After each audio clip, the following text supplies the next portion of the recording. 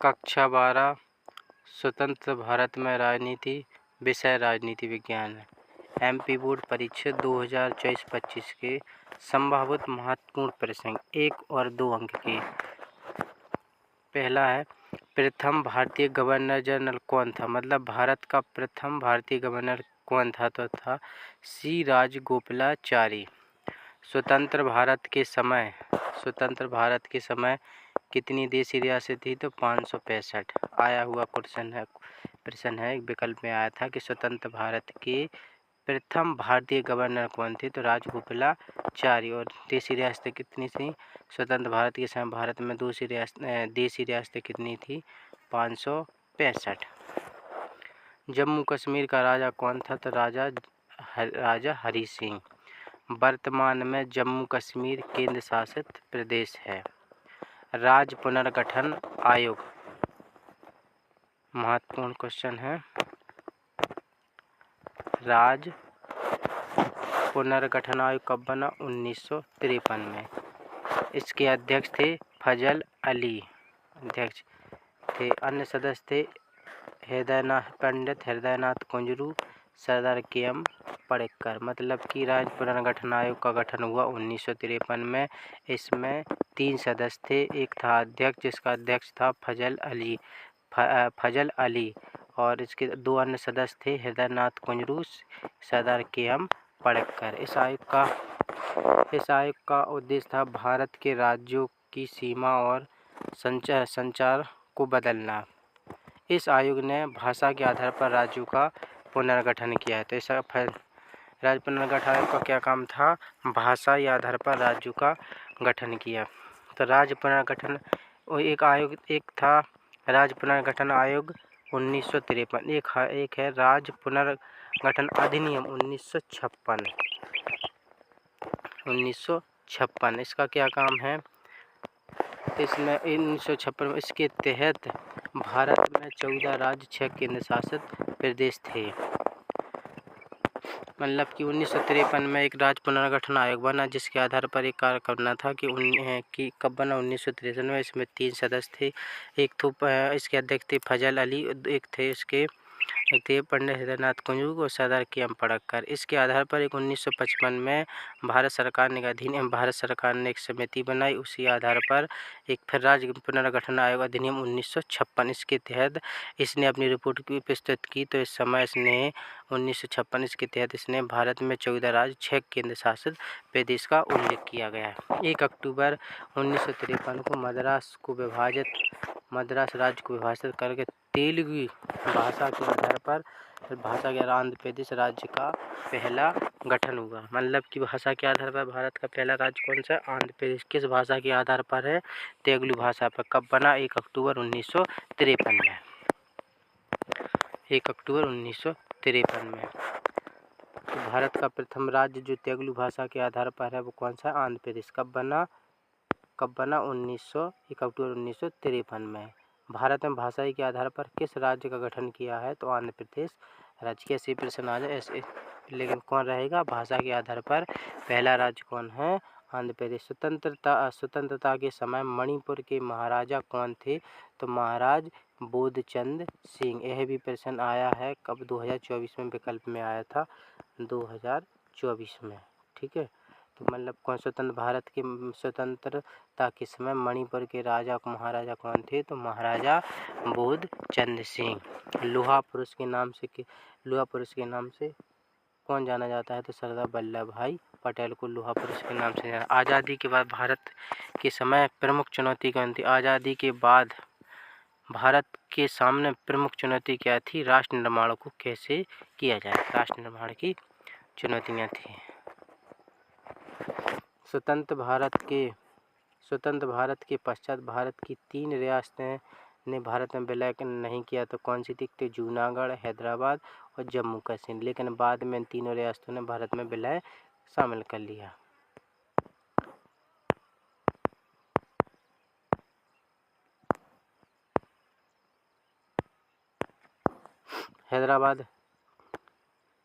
हैदराबाद का निजाम कौन था? तो उस्मान अली खां। हैदराबाद की रियासत के निजाम शासक को निजाम कहा जाता था, उसका उस समय कौन था? तो उस्मान अली खां। जूनागढ़ रियासत के दीवान कौन थे? तो शहनवाज भुट्टो। भारत विभाजन में शायद प्रभावित राज्य थे पंजाब और बंगाल। सिक्किम। सिक्किम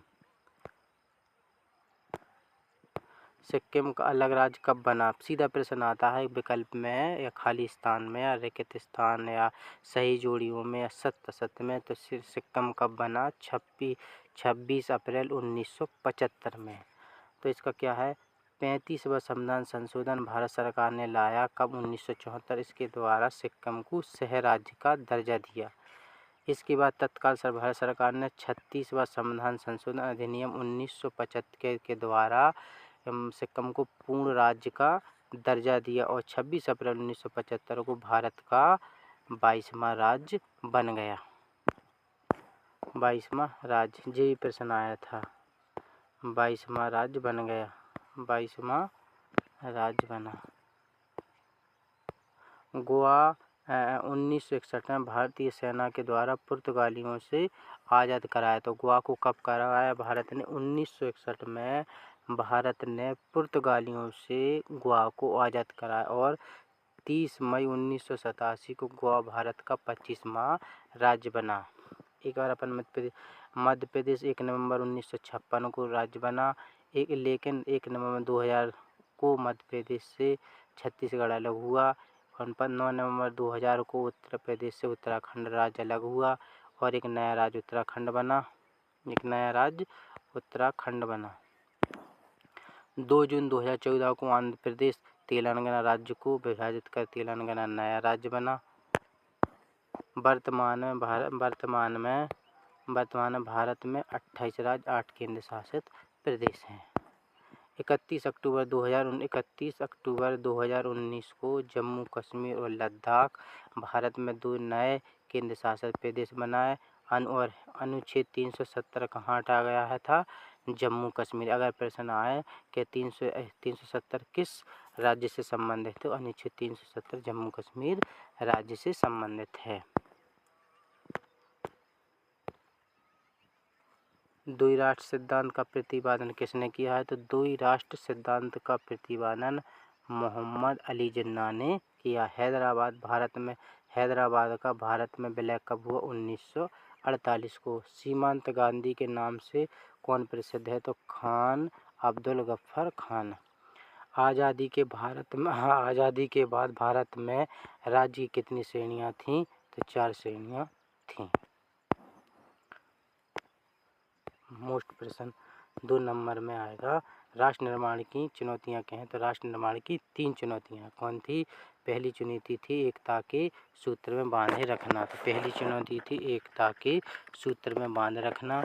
दूसरी चुनौती थी लोकतंत्र को कायम करने की। तीसरी चुनौती थी कि समूचे समाज का भला हो, मतलब ऐसा विकास हो जिससे कि समूचे भारत समाज का विकास हो। समूचे समाज का विकास हो।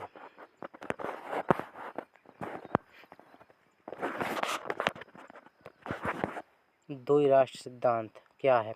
इस सिद्धांत के अनुसार भारत किसी एक कौम का देश नहीं अपितु हिंदू और मुसलमान 2 कौमों का देश है। इसी कारण मुस्लिम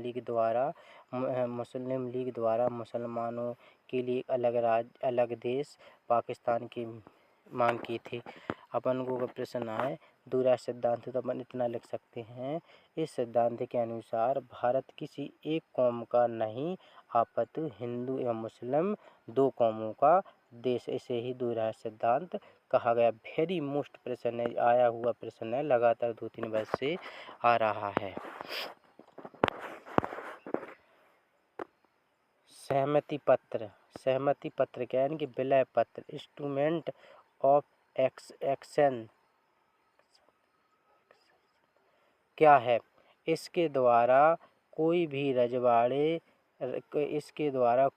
रजवाड़ों के शासक भारतीय संघ में शामिल हो सकता है, लेकिन उसे प्रतिरक्षा, विदेश संबंध, यातायात एवं संचार का संचार व्यवस्था का दायित्व संघीय सरकार को सौंपना होगा। रजवाड़ों के भारतीय संघ में विलय के सहमति पत्र को इंस्ट्रूमेंट ऑफ एक्सेशन कहा जाता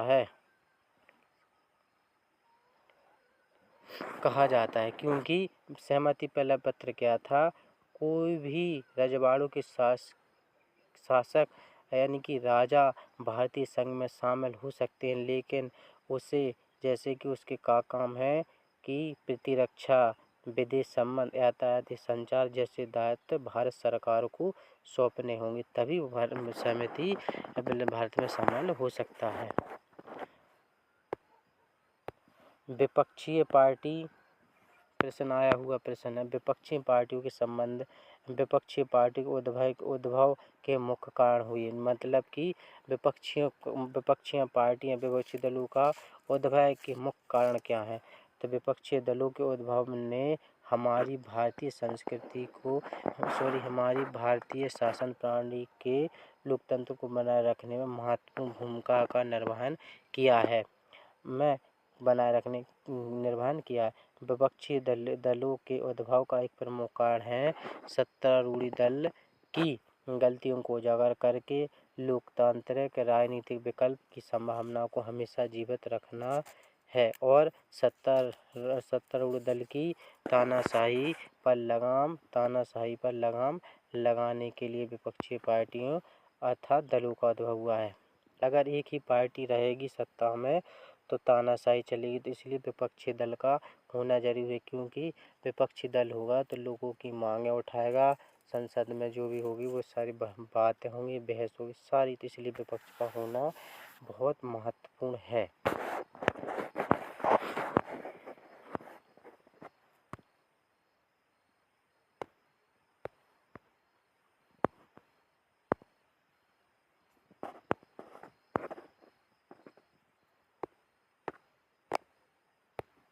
कांग्रेस की स्थापना 28 दिसंबर 1885। संस्थापक A.O. हुम। प्रथम अध्यक्ष बिमोश-चंद्र बनर्जी। स्थान कहाँ हुआ था? बम्बई में। सीधा प्रश्न आता है कांग्रेस की स्थापना कब हुई? तो 1885 में। संस्थापक कोमलज के सचिव कौन थे? A.O. हुम संस्थापक या सचिव बोला जाता। और प्रथम अध्यक्ष कौन थे? तो बिमोश-चंद्र बनर्जी। स्थापना कमल स्थान कहाँ हुआ था इसकी? जब स्थापना हुई थी तो कौन सा शहर था? तो बम्बई। भारतीय जनसंघ पार्टी, जैसे आज भी अपन लोग बीजेपी बोलते हैं, भारतीय जनता पार्टी उस समय भारतीय जनसंघ पार्टी थी। जनसंघ पार्टी स्थापना 1951 में। संस्थापक श्यामा प्रसाद मुखर्जी। चुनाव चिन्ह था दीपक। वर्तमान में जनसंघी पार्टी भारतीय जनता पार्टी। स्थापना कभी 1983 में। किसने की? अटल बिहारी वाजपेयी व लाल कृष्ण आडवाणी में। चुनाव चिन्ह है कमल का फूल। सीधा बहुत महत्वपूर्ण प्रश्न है ये। विकल्प प्रथम आम चुनाव कब हुए? तो 1951-52 में। प्रथम आम चुनाव मतलब लोकसभा के चुनाव कब हुए? तो 1951-52 में। भारत के प्रथम मुख्य निर्वाचन आयुक्त कौन थे? सुकुमार सेन थे। एक दलीय प्रभुत्व से क्या आशय है? एक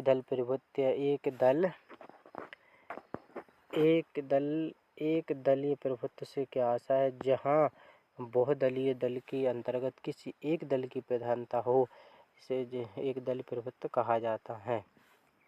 कांग्रेस सोशलिस्ट पार्टी के संस्थापक कौन थे? तो आचार्य नरेंद्र देव थे। 1952 के प्रथम आम चुनाव में कांग्रेस को कितनी सीटें मिली थी? उस पर विजय हुई थी कांग्रेस, मतलब उस कितनी सीटें थी? टोटल थी 489 थी प्रथम आम चुनाव में। और जीत पे कितनी हुई थी? 364 में।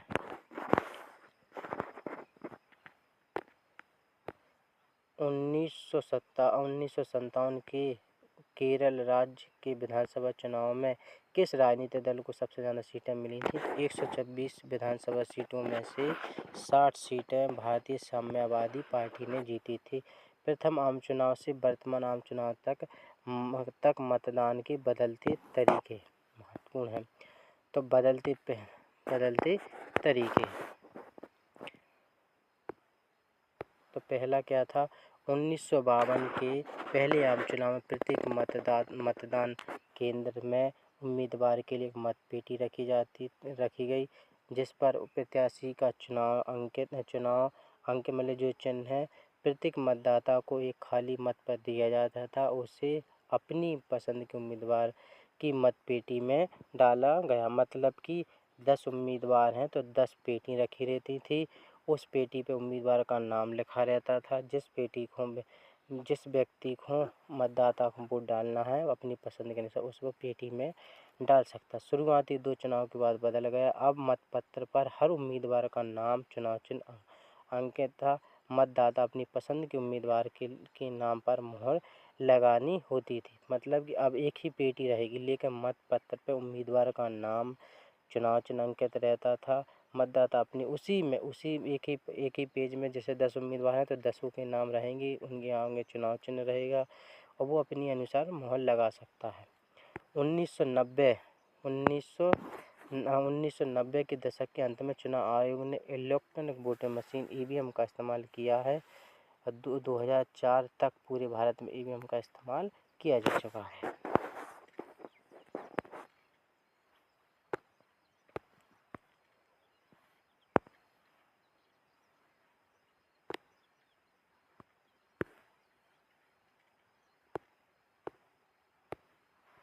नीति आयोग क्या है? तो नीति आयोग 1 जनवरी 2015 से। नीति आयोग के प्रथम अध्यक्ष कौन है? नीति आयोग का कब गठन हुआ? 1 जनवरी 2015 पर। नीति आयोग के अध्यक्ष कौन होता है? भारत का प्रधानमंत्री। मतलब कि योजना आयोग था। योजना आयोग कब बना? मतलब कि योजना आयोग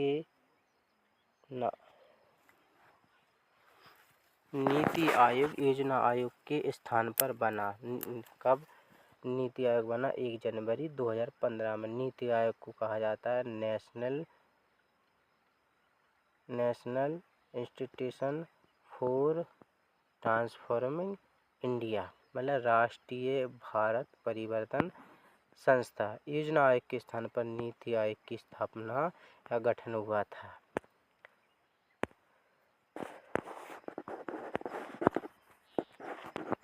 नीति आयोग कैसा है? यह गैर संवैधानिक और गैर वैधानिक है। नीति आयोग का प्रथम अध्यक्ष थे श्री नरेंद्र मोदी और वर्तमान में भी नरेंद्र मोदी हैं। इसके देखो नीति आयोग के 3 लोगों का ध्यान रखना है अपन क्या होता है। नीति आयोग कब बना? 1 जनवरी 2015 में। किसके स्थान पर बना है? योजना आयोग के स्थान पर। इसका अध्यक्ष कौन होता है? भारत का प्रधानमंत्री। इसके बाद एक उपाध्यक्ष होगा और एक सचिव होगा। तो प्रथम उपाध्यक्ष थे नीति आयोग के प्रथम उपाध्यक्ष थे नरेंद्र मोदी जी। प्रथम उपाध्यक्ष कौन थे?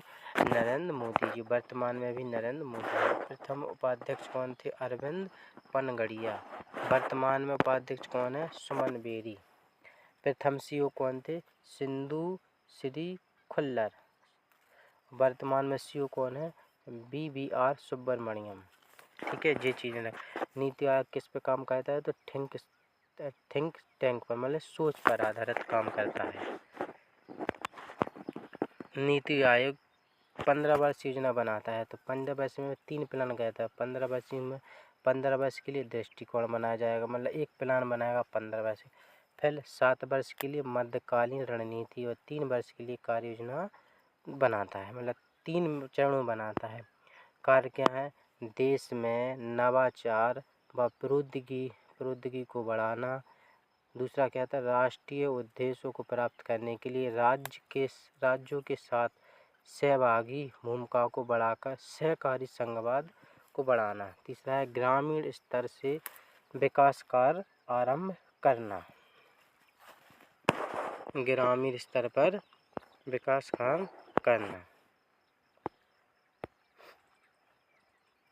द्वितीय पंचवर्षीय योजना, तो पहली पंचवर्षीय योजना थी 1951 से 56 तक और दूसरी पंचवर्षीय थी योजना 1956 से 61। तो PVC मॉडल पर आधारित थी दूसरी पंचवर्षीय योजना। इस योजना में उद्योग के विकास पर को प्राथमिकता है।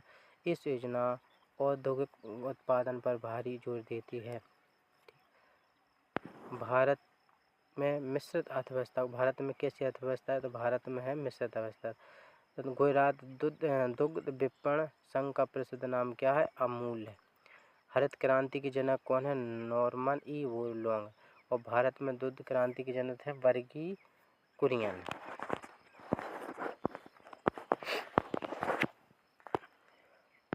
एक पेज पलट गया था इधर से। योजना आयोग, तो भारत में पहले क्या काम करता था, योजना आयोग। स्थापना हुई 15 मार्च 1950 में। अध्यक्ष भारत का प्रधानमंत्री। इसी के स्थान पर, योजना आयोग के स्थान पर नीति आयोग बना 1 जनवरी 2015 को। उसका अध्यक्ष भी कौन होता है, भारत का प्रधानमंत्री।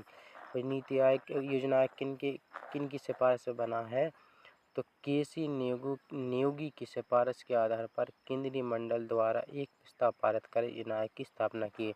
योजना आयोग कैसा निकाय है, तो यह है गैर संवैधानिक, गैर वैधानिक, यह एक सलाहकार या परामर्शदात्री निकाय है। जैसे नीति आयोग कैसा है, गैर संवैधानिक, गैर वैधानिक, यह कैसा निकाय है, सलाहकारी। इसका क्या काम है, इसका योजना आयोग का क्या काम है, योजना आयोग का काम है मुख्य रूप से योजनाएं बनाना। तो अभी तक प्रथम पंचवर्षीय योजना 1951 से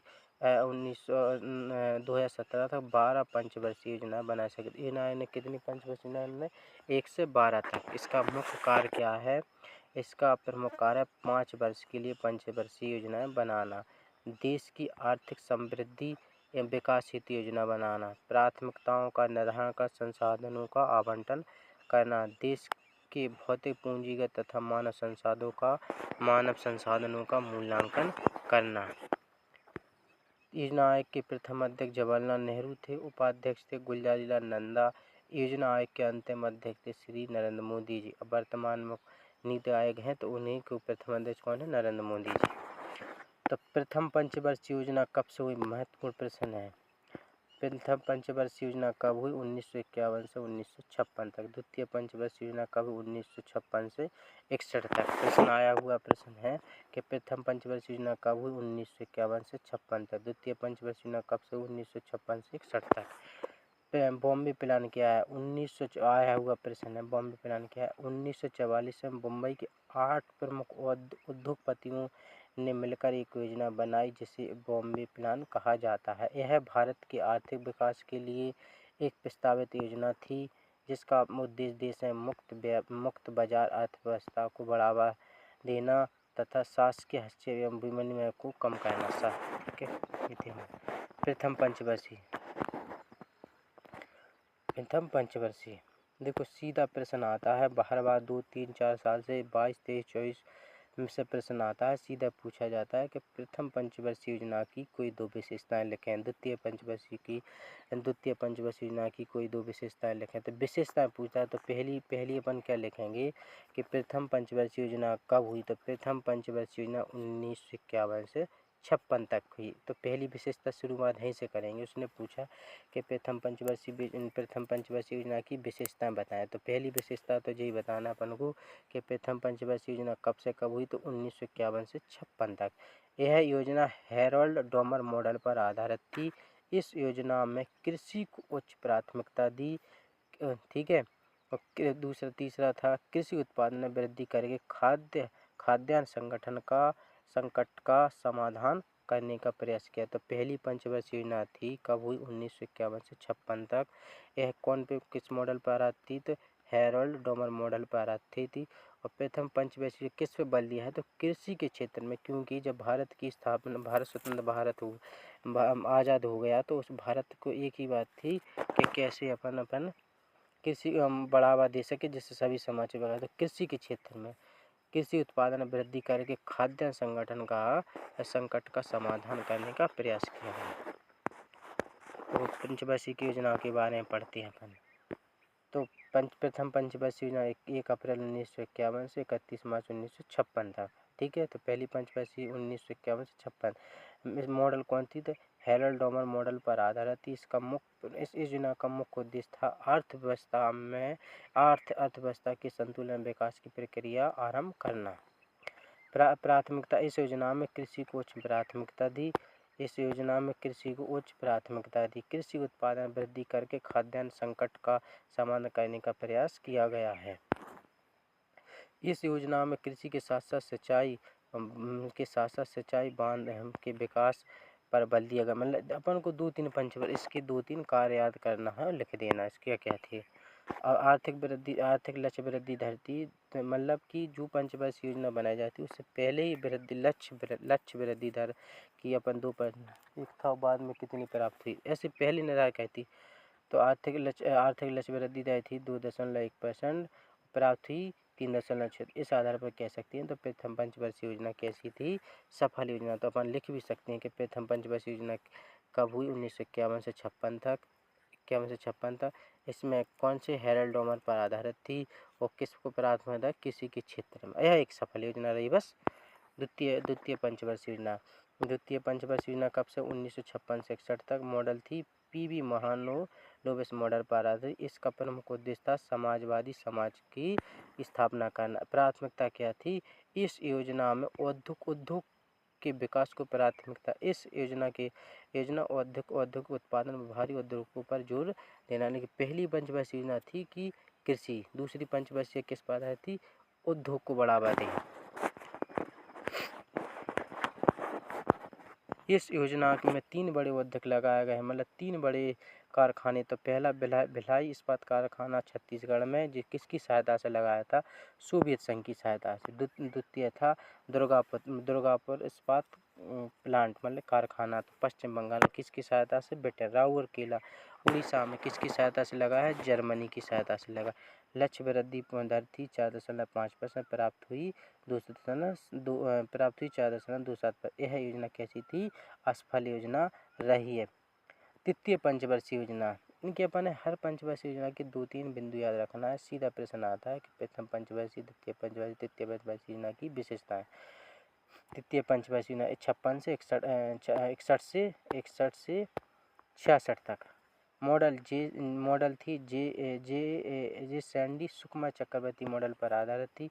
मुख्य उद्देश्य था आत्मनिर्भरता पर केंद्रित। प्राथमिकता क्या थी, कृषि और औद्योगिक दोनों पर जोर, उद्योगों पर जोर। पहली थी कृषि पर, दूसरी थी उद्योग। अब तीसरी पंचवर्षीय में क्या थी, कृषि और उद्योग दोनों पर जोर दिया। इस योजना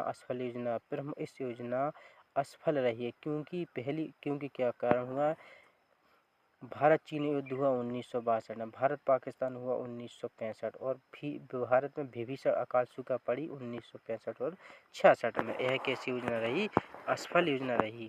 इसकी लक्ष्य वृद्धि दर थी 5.6%, प्राप्त कितनी, 2.4 पर। इस योजना के अंतर्गत 1964 में बोकारो स्टील प्लांट लगाया गया है रूस की सहायता से। बोकारो है झारखंड में। यह पश्चिम योजना सबसे असफल योजना रही क्योंकि देखो 5.6 लक्ष्य वृद्धि थी, 2.4 प्राप्त हुई। और कारण भी क्या हुआ इसमें, क्योंकि कारण क्या था इस योजना को असफल होना, भारत चीन का 1962 में, भारत पाकिस्तान 1965 में और भीषण अकाल पड़ा 1966 में। यह भारत अभी तक की सबसे कैसी योजना रही, असफल योजना रही है। भारत की विदेश नीति के जनक किसे कहा जाता है, तो पंडित जवाहरलाल नेहरू को। बांडुक सम्मेलन कहाँ हुआ था, 1955 में। आया है प्रश्न जी। तो बांडुक सम्मेलन कहाँ हुआ, 1955 में। बांडुक कहाँ स्थित है, तो बांडुंग कहाँ स्थित है, इंडोनेशिया में स्थित है। जवाहरलाल नेहरू के प्रयासों से 1961 में बेलग्रेड में गुट निरपेक्ष आंदोलन का पहला शिखर सम्मेलन हुआ है। तो पूछा जाता है कि पहला शिखर सम्मेलन कहाँ हुआ, 1961 में बेलग्रेड में। पंचशील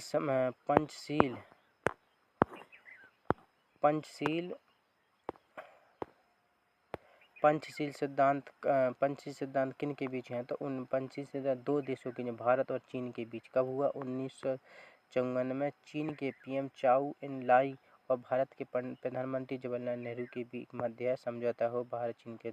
समझौते के क्या थे, शांतिपूर्ण से अस्तित्व के 5 सिद्धांत जिन्हें पंचशील भी कहा जाता है। कौन कौन से सिद्धांत हैं, एक दूसरे की प्रादेशिक अखंडता और प्रभुसत्ता को सम्मान करना है, एक दूसरे के विरुद्ध आक्रामक कार्रवाई न करना है, एक दूसरे के आंतरिक विषय में हस्तक्षेप नहीं करना, समानता और परस्पर लाभ की नीति का पालन करना, शांतिपूर्ण संस्कृति की नीति में विश्वास करना, ये इसके पंचशील सिद्धांत हैं।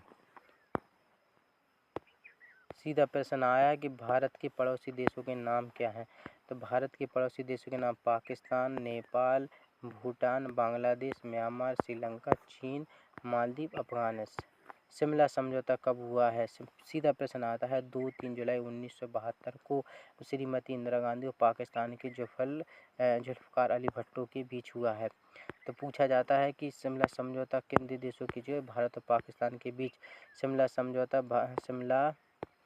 समझौता भारत के पाकिस्तान के बीच दिसंबर 1931 में हुई लड़ाई के बाद 2 जुलाई 1972 को श्रीमती इंदिरा गांधी और पाकिस्तान के जुल्फ़िकार अली भुट्टो के बीच। इसमें पाकिस्तान के 90,000 से अधिक सैनिकों ने अपने लेफ्टिनेंट जनरल नियाज़ी के नेतृत्व में भारतीय सैन्य बलों के समक्ष आत्मसमर्पण किया और तत्कालीन पूर्व पाकिस्तान को बांग्लादेश के रूप में पाक से मुक्त कराया है। मतलब कि शिमला समझौता किन के बीच में हुआ था? भारत और पाकिस्तान के 3 युद्ध हुए हैं। भारत पाकिस्तान में कौन कौन से हुए हैं? एक तो हुआ था 1965 में और दूसरा कब हुआ? 1971 में। किन के बीच में हुआ था? ये हुआ भारत पाकिस्तान का युद्ध, लेकिन जो 1971 में बांग्लादेश को लेकर हुआ था। यही के बाद शिमला समझौता हुआ है। पंचशील समझौता कब हुआ? 1954 में। किन के बीच? भारत और चीन के बीच। भारत के प्रधानमंत्री जवाहरलाल नेहरू और चीन के प्रधानमंत्री चाउलाओ के बीच हुआ था। शिमला समझौता कब हुआ? तो शिमला समझौता 2 जुलाई 1972 को भारत पाकिस्तान के मध्य भारत की पीएम इंदिरा गांधी से और पाकिस्तान के जुल्फ़िकार अली भुट्टो के मध्य हुआ। ताशकंद समझौता कब हुआ? तो 10 जनवरी 1966 में। किन के बीच? भारत और पाकिस्तान के बीच। भारत के प्रधानमंत्री पंडित जवाहरलाल नेहरू एवं लाल बहादुर शास्त्री एवं ताशकंद समझौता किन के बीच हुआ? तो 10 जनवरी 1966 में। भारत व पाकिस्तान के बीच। भारत के प्रधानमंत्री लाल बहादुर शास्त्री एवं पाकिस्तान के जनरल अयूब खान ने हस्ताक्षर किए थे। इनके बीच हुआ था। ताशकंद में ही लाल बहादुर जी की मृत्यु हुई। वह भारत के पहले प्रधानमंत्री जिनकी विदेश में मृत्यु हुई। 1962 में 3 युद्ध हुए। 1962 में भारत और चीन के युद्ध हुआ। 1965 में भारत और पाकिस्तान के बीच हुआ। 1971 में भारत पाकिस्तान के बीच युद्ध हुआ। बांग्लादेश को स्वतंत्र कराया। तो कब किसके लेकर? 1971 में हुआ था बांग्लादेश को लेकर। मार्च 1971 को बांग्लादेश एक स्वतंत्र देश बना। वह पूर्वी पाकिस्तान का हिस्सा है। भारत की विदेश नीति का मूल सिद्धांत क्या है? तो भारत की विदेश नीति का मूल सिद्धांत है भारत की विदेश नीति का मूल सिद्धांत क्या है? तो शांतिपूर्ण सह पंचशील। कारगिल युद्ध कब हुआ? तो भारत व पाकिस्तान के बीच 3 मई से 26 जुलाई 1999 तक। इसके लिए ऑपरेशन चलाया था विजय। कारगिल युद्ध में मिशन चलाया गया था। प्रति वर्ष 26 जुलाई को भारत में कारगिल दिवस मनाया जाता है। भारत ने हमेशा ही साम्राज्यवाद और उपनिवेशवाद का विरोध किया है। गुटनिरपेक्षता का अर्थ क्या है? गुटनिरपेक्षता से आशय है सैनिक संधियों से दूर रहने की नीति तथा तत्कालीन विश्व को 2 महाशक्तियों में द्वारा निर्मित गुटों से पृथक रहते हुए अपने राष्ट्र को संप्रभुता बनाए रखना तथा विदेश नीति में स्वतंत्र रहने से है। क्या हुआ कि 2 खेमे देश थे। एक तो अमेरिका था, दूसरा था सोवियत संघ मतलब रूस। तो उस समय ऐसी स्थिति होगी 2 देशों में युद्ध हुआ तो भारत दो में हुआ तो भारत किसी के साथ नहीं गया, उसने स्वतंत्र रहा। क्योंकि अगर अमेरिका के पास जाता तो रूस से संबंध खराब हो जाता, रूस के साथ जाता तो अमेरिका का संबंध। इसलिए जवाहरलाल नेहरू ने गुटनिरपेक्षता की नीति मतलब किसी भी नीति में अपन गुट में शामिल नहीं होंगे। विदेश नीति से आप क्या समझते हैं? तो विदेश नीति से तात्पर्य उस नीति से जो एक राष्ट्र अन्य राष्ट्र के प्रति अपनाई जाती, एक राष्ट्र की सुरक्षा दृष्टि से भौगोलिक प्रभाव तथा राजनीतिक, आर्थिक, सांस्कृतिक ज़रूरतों को पूरा करने के लिए जिन नीतियों का प्रयोग किया करता है उन नीतियों को उस राष्ट्र की विदेश नीति कहते हैं। ये सभी प्रश्न महत्वपूर्ण हैं, जो भी गलती हो उसमें सुधार करेंगे। धन्यवाद, थैंक यू। कमेंट करके बताना जो भी गलती हो, लेकिन ये प्रश्न बोर्ड के पेपर में